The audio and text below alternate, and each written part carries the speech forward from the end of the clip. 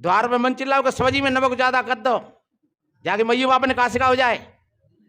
और तुम द्वार पे चिल्लाओगे तो बा के भीतर में फफूले पड़ रहे हैं। अब वो कहेगी ला डोकरा आज तो ऐसी करिए ला कल तू देखेंगे।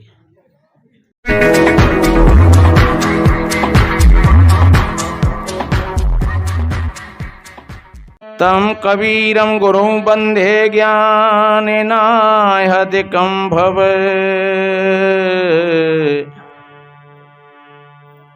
जड़याध्यास महाबंदम बोध ज्ञान विमुच्यते।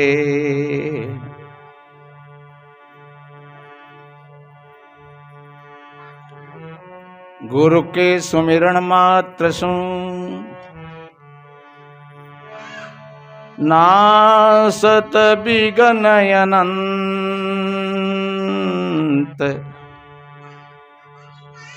याते सर्वारंभ में ध्यावत हैं सब संत। याते सर्वारंभ में ध्यावत हैं सब संत। विश्ववंदनी संत सम्राट सदगुरु कबीर देव, मुदमंगल में श्रद्धेय संत समाज, सभी धर्मप्रेमी सज्जन, शक्ति स्वरूपा माताएं और बहन, छोटे छोटे बच्चे एवं बच्चियां, पहले कुछ सेवा है। पहले इतवार में कुछ भाई बहनों ने पीछे दिया था 500 रुपया डॉक्टर श्री कृष्ण, ग्राम पियनी पोरसा मुरैना। 500 रुपया रामवरण मालनपुर भिंड। 200 रुपया रामजी लाल मोरौली बरेलापुरा। 500 रुपया फूलवती पियनी पोरसा, वो डॉक्टर के घर से ही हैं जी देवी जी। 200 रुपया अनीता देवी महात्मानंद की बगीची धौलपुर। 1500 रुपया हुकम सिंह मीरपुर तहसील माठ जिला मथुरा यूपी। उन्होंने उपदेश भी लिया है और काफ़ी समय से आ रहे हैं यहाँ पर। 100 रुपया 5 किलो आलू और 5 किलो मटर और 5 किलो आटा, डालचंद थोकाकोपुरा मुरैना मध्य प्रदेश। 1100 रुपया कैलाश चंद मुरार ग्वालियर मध्य प्रदेश। 150 रुपया निहाल सिंह आगरा करवना। 551 रुपया कप्तान सिंह मीरा देवी रेपरा जाट मथुरा।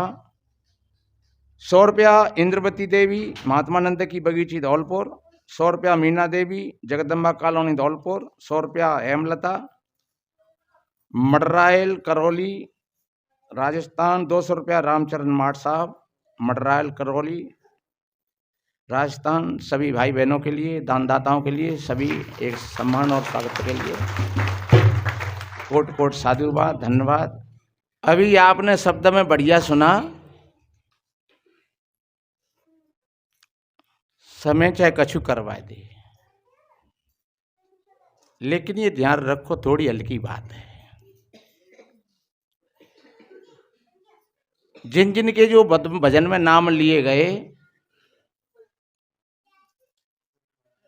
रामायण में कहा है नहीं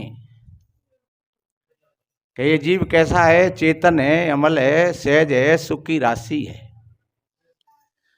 फिर के सो माया बस भयो गुसाई, फंद्यो कीट मरकट की नाई।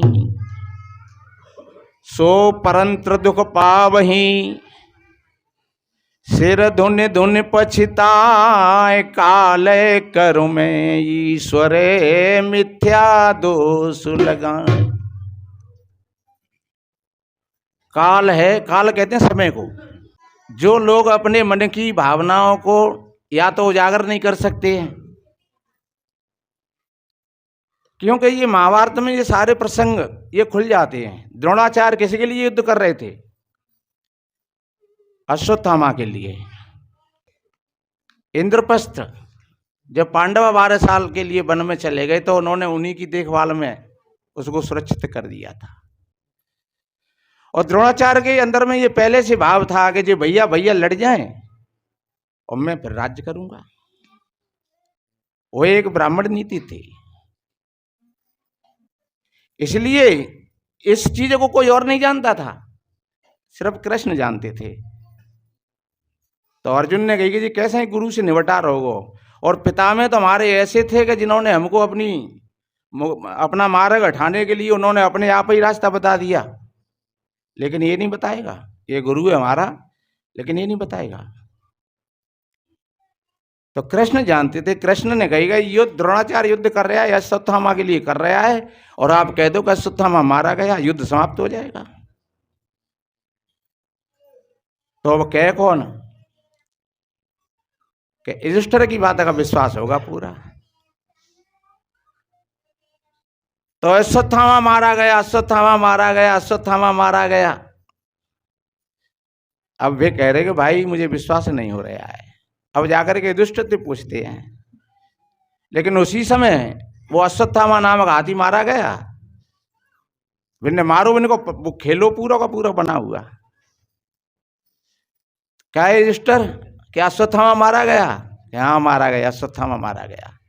उन्होंने धनुष बाण फेंक दिए, रथ से नीचे उतर करके बैठ गए, और धृष्टद्युम्न आया और उसने खींच करके मारी, युद्ध समाप्त हो गया। तो वो एक भीतर की स्वार्थ था। धृतराष्ट्र का स्वार्थ था बहुत बड़ा कि मेरा दुर्योधन गद्दी पर बैठे। कैकेयी के अंदर में कितना स्वार्थ था कि मेरा भरत गद्दी पर बैठे। भरत के अंदर नहीं था, कैकेयी के अंदर था। हमारे अंदर में भी कहीं ना कहीं कोई स्वार्थ रूपी कोई स्वर्ण छुपा रहता है, और जब पटक लगती है, झटका लगता है, तब फिर हम कहते हैं भैया ये तो समय की बात है, भगवान जाने, परमात्मा जाने, ईश्वर जाने, और ये तो समय कछु करवाए दे, जहां में हम क्या कर सकते हैं। काले कर्मे ईश्वर मिथ्या दोष लगा है। तो ये मत सोचना, अपनी जो ईमानदारी है, जो वास्तव में जो सत्य के रास्ता पर चलते हैं, वो कहिएगा समय समय की बात समय को परखे ज्ञानी, और काऊ समय पे धूपत बरसे काऊ समय पे पानी। समय समय की बात और समय समय के रंग, और काऊ समय पे बेटी बाप घर तो काऊ पिया के संग। समय समय की बात है, पर समय को जानने वाले तो तुम हो भाई। समय के पार की हो, तुम जानते हो कि धूप पड़ रही है, तो धूप पड़ रही है तो इंतजाम कर लो छाया को। तुम जानते हो कि सर्दी पड़ रही है तो कपड़ा पहनो। तुम जानते हो कि बारिश हो रही है तो फिर बैठो आराम से कोई छाया में। हमें धूप अच्छी लग रही है तो धूप में बैठो। तुम जान रहे हो कि नहीं?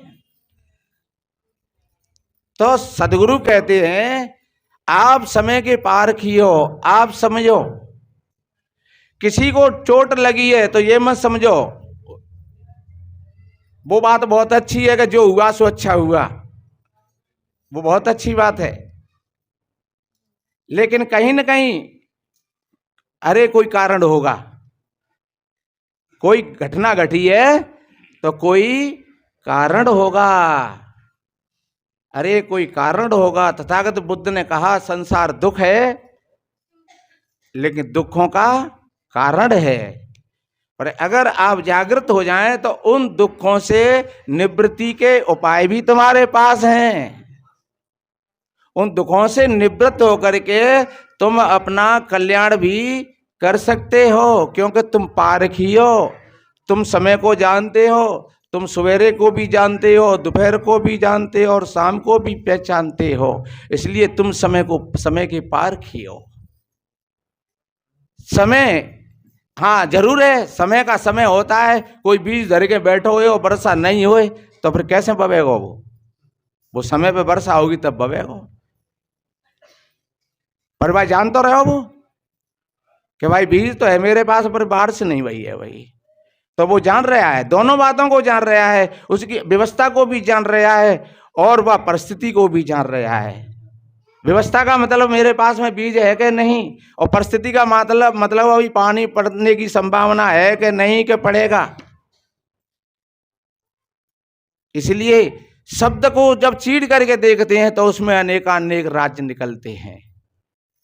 तो वास्तव में ही कोई भी अगर हमारे सामने अगर घटना भई है और या हो जाए, वो घटना है वो तो सबके सामने हो सकती है, तकलीफ किसी को भी हो सकती है, पर उस तकलीफ का भी कोई कारण होता है, हम चूक सकते हैं। इसलिए आप सच्चे और अच्छे पारखी हो, आप समझदार हो, आप परिवार में बैठे हुए हो, परिवार में क्या मामला चल रहा है आप जानकार हो, लेकिन कहीं न कहीं आपका एक बेटा के प्रति थोड़ा भाव है और एक बेटा के प्रति थोड़ा हल्का है, तो वहां और तुम देखने के लिए कहते हो कि हमारे तो दोनों बेटा हैं और सभी जानते हैं, लेकिन फिर भी उसमें 20 और 19 फिर भी वहां घड़ी की सी चाबी पता लग जाता है कि कहां पर है। 4 बहू हैं तो सासू माँ ज्यादा कौन सी के पास बैठ रही है, अचके अचके चुपके चुपके है, और तिनके पास बेहू भावे पहचान रही हैं कि भाई सासू माँ वहां ज्यादा बैठते और भाई ते ज्यादा वहां को भाव है। क्यों? ये सुनिश्चित बात है। एक बाप के विपुल को मारा हो पृथक गुण सीले अचारा, और को तापस को पंडित ज्ञाता, और को धनवंत सूर कोई दाता। जब चारों के अलग अलग भाव हैं तो ये स्वभाव का भाव है। भगवान कृष्ण कहते हैं गुणा गुणेषु वर्तन्ते, क्योंकि गुणों में ही गुण बरतते हैं। शराबी की मित्रता शराबी से होगी, कामी को कामी अच्छा लगेगा, चोर की मित्रता चोर से होगी, और साहूकार के पास पहुंच जाओ तो मित्रता नहीं होगी, बहुत खटपट होगी, क्योंकि बाकी गुण धर्म अलग है, बाकी गुण धर्म अलग है। इसलिए सदगुरु कबीर साहब जी ने कहा है, शब्द शब्द बहु अंतरे, सार शब्द मत लीजे, और कहें कबीर जहां सार शब्द नहीं, धृक जीवन सो जीजे। सार शब्द का मतलब कोई सार शब्द ऐसा नहीं है कि सार शब्द, कहीं कहीं हमारे कबीर पंथ में लोग कहते हैं कि भैया सार शब्द है वो तो अलग है, वो तो ऊपर मडरा रहो है। और कभी कभी ऐसा सुनते नहीं, तो जैसे कहीं कहीं कहीं भैया हमारे काफी महात्मा लोग हैं ऐसे, तो बताते हैं कि वो परमात्मा तो वो सार शब्द रूपी परमात्मा है, और वो तुमसे कहीं ऊपर है, उसका दूसरा लोक है, और जे तो शरीर में तो सुरति है, और वो सुरति संसार में पसी है, इसलिए जीव दुख पा रहा है, ऐसा कहते हैं। और वो सुरति लग जाए बस सार शब्द से, ये कल्पना की बात है। शरीर से ऊपर तुम कहां जाओगे? शरीर भाई कोई यूं कहता है कि भाई 10वें द्वार फोड़ गए ऊपर चलो जाए, तो 10वां द्वार कहाँ है? जिस सहस्त्र सारे हमारो जो बच्चा पैदा हो तो है, तो वहां जो दुखड़ दुखड़ दुखड़ नारी चलते नहीं, नाभी ऐसे हाथ धरो, तुम अपने उस सर पे हाथ धरियो कभी बिल्कुल एकांत में, और फिर अपने सर पे हाथ धरियो, तो वहां वो नाभी चल रही है। जैसे हाथ में बोलते हैं ऐसे ही वो जहां बोल रही है, पर बोलेगी कहाँ? हर जगह शरीर में, हर जगह ना भाई। जब जैसे अंजन में वो ठोकर लगते हैं तो पूरे अंजन में बाकी अब वो होते हैं कि नहीं, टक्कर लगते हैं तो पूरा अंजन अंतो है। तो हमारे जब तो जो टक्कर ही तो चल रही है, ये अंजन चल रहा है, जो मशीन चल रही है, तो ये टक्कर ही तो लग रही है ये। तो वो पूरे शरीर में आप जहाँ देखो, आप पंजे पे देखो, आप जहाँ पे घोंटू पे देखो, आप जहाँ देखो, आप जहाँ देखो, आप जहाँ देखो, सब जगह पर वो ए समय उसका एक ही है, निर्धारित समय। इधर उधर नहीं होगा कि पैर में काउखन चल रही हो, या छाती पे काउखन चल रही हो, और सिर पे काउखन चल रही हो, वो एक ही समय होगा उसका, क्योंकि वो एक ही धड़कन है। तो जहां जो हमारे जी चल रहा है जी, इसको कहते हैं सहस्त्र सार, और यहां कहते हैं 10वां द्वार। ये कहते हैं कि 10वें द्वार पे ताली लागे। 10वें द्वार की ताली को मतलब होता है हमारी वासना इंद्रियों में ना होए,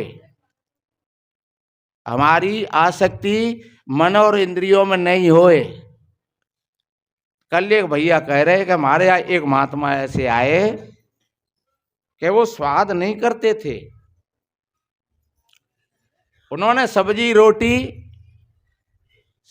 सब्जी में रोटी डाल ली, उसमें पानी डाल लिया। तो हमने कही महाराज आप ऐसा क्यों कर रहे हो, भोजन काय को बिगाड़ रहे हो? बोले साधु महात्मा स्वाद नहीं करते। मैंने कहा ये झूठी बात है। क्या जीभ स्वाद नहीं बताएगी? आप नमक रखो जीभ पर, क्या आपकी जीभ नहीं बताएगी? या शक्कर के दाने रखो जीभ पर, क्या नहीं बताएगी? बताएगी। और आप कहते हो हम स्वाद करते ही ना, तो तुम फिर बेईमान हो। क्या महात्मा से पूछी जाए ईमानदारी से कि रोटी पानी सब्जी का स्वाद जीभ बता रही है कि नहीं? और फिर स्वाद ही ना करना तो काय को तो सब्जी बनवाई और काय को रोटी बनवाई, बिना आटा घोरे नमक डाल ले तो, अगर नहीं डाल तो वैसे ही पी ले तो बहुत कट जाती है। काय को ही नंजरवा, काय को बहू बेटी परेशान करी बेचारी के साफ सब्जी बनाऊ और फिर रोटी बनाऊ, फिर सबको घोर मल्ला करके वहां मीठो डाल लो, फिर वहां पानी कुल ले, फिर वहां खाऊ, इतने को दिखाओ करी है। तो जे क्यों किया था ये नाटक? जे तुमको दिखाने के लिए कि जे महात्मा जाल ले। भोरे भारे लोग बेचारे नहीं समझ पाते हैं, वो ऐसे जालों में फंस जाते हैं, क्योंकि शब्द की परख हर किसी के पास में नहीं होती है। तो भोरे भारे लोग क्या समझते, अरे भैया देखो कितने बढ़िया साधु हैं, देख लो बिल्कुल स्वाद ना करते ही मुकते साधु कहेंगे लाऊ नून लाऊ, लाऊ जा मिर्च लाऊ। हालांकि में जो साधु संत होते हैं बढ़िया, वो न नमक मांगे न मिर्च मांगे। और फिर एक बात बताए, अगर रखो है सामने तो मांगे में त्याई नाक नहीं कट जाएगी। अरे जाओ धरोइए और वहां में नमक कमी है तो कह दो कि भैया नमक डालती जाओ, तो जाओ त्या कौन सा बैराग उतर जाओ है। वो तो तब की बात है कि एक तो कहू बेटी को रसोई बना रहे तो बिना अरे जहाँ में नमक ना डालो, बेकार तेने कछु करोगा जहाँ में नमक कम रहेगो। और फिर अगर नमक कुदरती है तो नाने तो बेचारे बड़बड़ा रहे नमक कम रहेगा साहब, नमक कम रहेगा। अरे नमक नहीं है तो बिना नमक की बना लो, क्या फर्क पड़ता है? रोज नमक की खा रहे कितना बिना नमक की सही। मिर्च नहीं है तो एक दिन बिना मिर्च की खा लो, क्या फर्क पड़ता है? हींग जीरो नहीं है तो एक दिन दो दिन बिना हींग जीरे को खा लो, क्या फर्क पड़ता है? नहीं है तो अगर है और जानबूझ के अगर वो मक्करबाजी करे तो समझ लो कि ये पागल बना रहे दुनिया दूसरे। हमारी इंद्रियां झूठ नहीं बोलती हैं, हम झूठ बोल सकते हैं। हमारी ये आंख झूठ नहीं बोलेंगी। आंख जो देखेंगी वो साफ दिखेगा कि भैया झांटा ये पेड़ आम का है या नीम का है, आंख बताएगी, आंख झूठ नहीं बोलेगी। तुम झूठ बोल सकते हो, अरे मुझे ना पता पड़ रहा हो, मैं ना जानतू ही, या तुम्हें जानकारी ना ने और जानकारी तो तुम झूठ बोल रहे हो। आंख नहीं झूठ बोलेगी, कान नहीं झूठ बोलेंगे। किसी ने कुछ कहा है और वो जो कह रहे भैया तो मैं नहीं सुनी रे कछु तू और कछु कह रहो, तो कान नहीं झूठ बोलेंगे। तुम झूठ बोल सकते हो, अरे यार मैंने कछु और समझी, क्योंकि तुमने अपनी स्वार्थ की बात पर उसको रोक दिया था। तो कान झूठ नहीं बोलेंगे। तुम्हारी ये तुम भीतर से झूठ बोल सकते हो लेकिन कान झूठ कभी नहीं बोलेंगे। तुम्हारी जीभ्या कभी झूठ नहीं बोलेगी, वो बताएगी इसमें नमक कम है तो कोई बात नहीं है चलेगा, इसमें मिर्ची थोड़ी ज़्यादा है तो चलेगा कोई बात नहीं है। अरे भैया जहाँ में जीरो और हींग की खुशबू ना आ रही कोई बात नहीं है चलेगा, जैसा हो वैसा समझ लो। ये समय की परख है, जैसी समय है स्थिति है परिस्थिति है, तुम उसको परख लो, तुम उसके पारखी हो। इसलिए मैंने निवेदन किया कि हमारी इंद्रियां कभी झूठ नहीं बोलती हैं, वो जैसे का तैसा बताती हैं। तो हमें जो भोजन है हमारे सामने आया है उसी हिसाब से हमको पा लेना चाहिए, खटपट नहीं करना चाहिए, उसको बैराग कहते हैं। और हम साधु की बात ना है, आप घर में बड़ी बूढ़ी हो, आप बड़े बूढ़े हैं, आप बहू ने जैसा जो बना दिया है सब्जी भोजन जैसा आ गया है आपके सामने, जो आपके सामने जैसा आ गया है उसको प्यार से पालो। अगर बा में नमक मिर्ची ज्यादा है तो थोड़ी देर बाद तुम्हारी बहू पावेगी फिर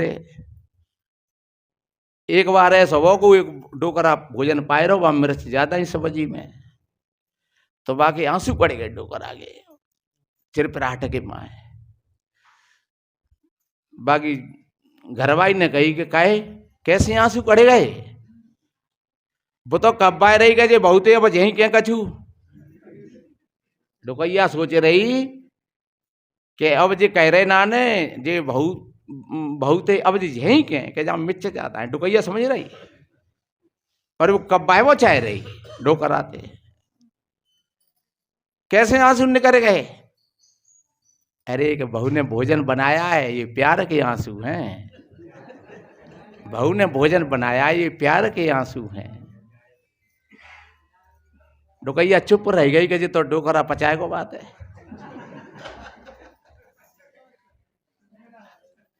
अब थोड़ी देर बाद जब दोनों सास बहू पावे को बैठी, तब बहू किसी सामने बोली। डोकैया ने कही काय बेटा कि माताजी मिर्ची ज्यादा है गई, पर पिताजी ने क्यों नहीं कही। अरे कि बेटा पिताजी तो नहीं कह रहे, पिन के आंसू तो बताए रहे कि सब्जी चिरपिरी है, और मैं तो चाह रही, पर नहीं, जे उनकी समझदारी और उनका विवेक था। तो मेरे भाई बहनों, आप घर में बड़े बूढ़े हैं, जैसा भोजन सामने आ जाए वैसा पालो। हाँ, कभी अच्छा समय हो तो समझाए दो बेटा थोड़ी सी मिर्च कम डाल लियो, ने नमक कम डाल लियो, तो बहुत अच्छी बात है। या घर में और कोई भी, हम 4 लोग हैं, कोई कमापेशी हो जाती है, तो अपने घर बैठ करके द्वार पे मन चिल्लाऊ, रोटी कच्ची रह गई, द्वार पे मन चिल्लाओ कि सब्जी में नमक ज्यादा कर दो, जाके मैयू बाप ने कहा सिखा हो जाए, और तुम द्वार पे चिल्लाओगे तब बाकी भीतर में फफोले पड़ रहे। अब वो कहेगी ला डोकरा आज तो ऐसी करिए ला, कल तो देखेंगे, कल तो और अच्छी जमाई देंगे। हाँ, तो हर बात का समाधान अपने घर में बैठ करके चुपचाप करना है। बहू में अगर कोई बात है तो प्यार से हाथ फेर करके बेटा ऐसे नहीं ऐसे कर लो। भाई भाइयों में कोई विषाद है, घर में बच्चा बिगड़ रहे हैं किसी प्रकार से, तो जब बैठे बढ़िया खुशहाली में, आवेश में हो उस समय पर नहीं। आवेश का मतलब होता है जहां धुंधलापन हो चित्त में, जहां क्रोध और कामनाओं में चित्त डूबा हुआ हो और अहंकार भरा हुआ हो, उस समय पर अगर तुम कोई अच्छी बात भी कहना तो उनको फिर उल्टी बात लगेगी। वो यही तो परख है, समय की परख करो, क्योंकि आप पारख ही हैं। आपके पास में ये पारख इसीलिए है कि आप सुबह को, शाम को, दिन को, आप जैसी स्थिति में हो आप उसको परख करके और आप उसी स्थिति के हिसाब से आप उतर सकते हो अपने घाट पर। अगर आपके पास में परख नहीं है तो आप उलझ जाओगे। विनम्रता, अहंकारी आदमी से हाथ जोड़ करके, अगर अहंकारी आदमी है और वो कोई टकराव की स्थिति दिख रही है, आप हाथ जोड़ दो, कोई बात नहीं है, तुम छोटे बाप के नहीं हो जाओगे। टकराव की स्थिति दिख रही है, आप हाथ जोड़ दो। अहंकारी से हाथ जोड़ करके और सज्जनताई से, और मूर्ख आदमी की हाँ में हाँ मिला करके, क्योंकि तुम पारखी हो। मूर्ख आदमी है तुम्हारे सामने और तुम सोचोगे हम तो सांची कह रहे हैं, तो बिड़ जाओ तुम, क्योंकि बाकी पास हम पकड़ ही नहीं है उस सत्य की। सदगुरु कबीर साहब जी ने कहा है, हीरा जहां ने खोलिए जहां कुंजरन की हाट, और सहजे गांठी बांध कर लगिए अपनी बाट। हीरा जहां ने, वहां मन मत खोलो। अरे भैया सब्जी मंडी में तुम हीरा को ले जाओ तो वहां तुम्हारा हीरा को पहचाने हो, इसलिए वहां से चले जाओ, हट जाओ वहां से। और जहां कहीं जौहरी हो वहां जरूर अपना परिचय देना कि देखो हमारे पास में ये हीरा है, ये मोती है। अपने ज्ञान का परिचय, क्योंकि हीरा की परख जौहरी जानत, मूर्ख क्या कीमत पहचाने। ज्ञान की परख विवेकी जाने, अविवेकी तो बातों को ठानत। काम क्रोध के बहे जो बस में, क्या अज्ञान सार को जानत, और ज्ञान दास कहें बिन जाने 22 पसेरी की वैसे ही धांगत। इसलिए अपना परिचय भी देना तो सज्जनों में देना। वहां क्या परिचय दोगे, जहां कोई पहचान नहीं है वहां क्या परिचय दोगे? वहां तो बस मौन रहना ही अच्छा है। बोलना कासो बोली और भाई, बोलत ही सब तत्व नसाही, बोलत बोलत बढ़े बिकारा, जहां बोलिए सो पढ़े बिचारा, मिल जाए संत बचन तो कहिए, और मिले असंत मौन होए रहिए। पंडित सो बोलियो हितकारी, और मूर्ख सो रहियो झकमारी, कहें कबीर अर्धगत डोले, और पूरा होए तो विचार ले बोले। तुम्हारी हार नहीं है वहां। अगर आप मूर्ख व्यक्ति के सामने अगर आप हार मान लेते हो तो कोई तुम्हारी हार नहीं है। तुम मौन हो गए, तुम्हारी कोई हार नहीं है वहां। या अपनों के बीच में कोई विवाद है, वहां पर कोई हार नहीं है। कहते हैं कि अपनों से तो हार जाना ही जीते है। भैया भैया लड़ रहे हैं तो क्या हारे और जीत का मतलब रहा? किसको हरा करके तुम जीतोगे? देवरानी जेठानी लड़ रही हैं, किसको हरा करके जीतोगे? वहां तो हार जाना ही अच्छी बात है। सास बहू लड़ रही हैं तो हार जाना ही अच्छी बात है, उस हार में ही तुम्हारी जीत है। और अगर सास बहू के बीच में तुम सोच रहे हो कि हम जीत जाएं, वैसे बहू सोच रही है तो हम जीत जाएं, तो ध्यान रखो जीत एक होगी नहीं होगी, दोनों की हारेगी। भाई भाई दोनों लड़ गए तो दोनों की हारे हो गई। और वास्तव में जो चुप होकर के बैठ गया, शांत होकर के बैठ गया, उसकी जीत हो गई, वो जीत गया। कल कभी वक्त आएगा, कभी समय आएगा, और फिर भाई भाई बैठेंगे तो कहेंगे यार वास्तव में भैया तेने कमाल कर दी, मुझे नहीं पता था, मैं तो ज़्यादा भावावेश में आ गया था और मैं तेरे से बहुत ज़्यादा ऊट पटांग बोल गया, लेकिन धन्य तेरे लिए। तो जीत कौन की रही? जो चुप रहा उसकी जीत रही, जिसने समय को पहचाना उसकी जीत रही, वो जीत गया। आप सच्चे अर्थों में समय के पार कियो, आप एक एक कदम को रखोगे संभाल संभाल करके, तो आपका जीवन सुखद और शांति की ओर बढ़ता चला जाएगा। आपके ऊपर कोई सुख और दुख देने वाला नहीं है। और आप समय के पार कियो, अगर आपने समय का दुरुपयोग कर दिया तो आपको समय पीस देगा, और आपने समय को समझ लिया तो वही समय आपके लिए अमृत बन जाएगा। समय का सदुपयोग कर लिया तो वो अमृत बन जाएगा, और समय को अगर देखा नहीं तो आपको वो समय पीस देगा। जैसे चाकी के पाट में दाने पिस जाते हैं, ऐसे आप भी पिस जाओगे। इसमें किसी ईश्वर और भगवान और परमात्मा की बात नहीं है। आप सावधान रहना, जागृत रहना, होश में रहना। आप सभी भाई बहनों के लिए कोट कोट साधुवाद, धन्यवाद। और वक्त आएगा तो फिर अगले इतवार में समय रहेगा तो देखेंगे। इन्हीं शुभ मंगल कामनाओं के साथ सर्वे भवन्तु सुखने, सर्वे सन्तु निरामया, सर्वे भद्राणि पश्यन्तु मा कश्चित् दुख भाग भवे। सभी के जीवन में आनंद हो, सभी का मंगल हो। बस इन्हीं शुभ मंगल कामनाओं के साथ बोलिए सदगुरु कबीर साहिब साहिब।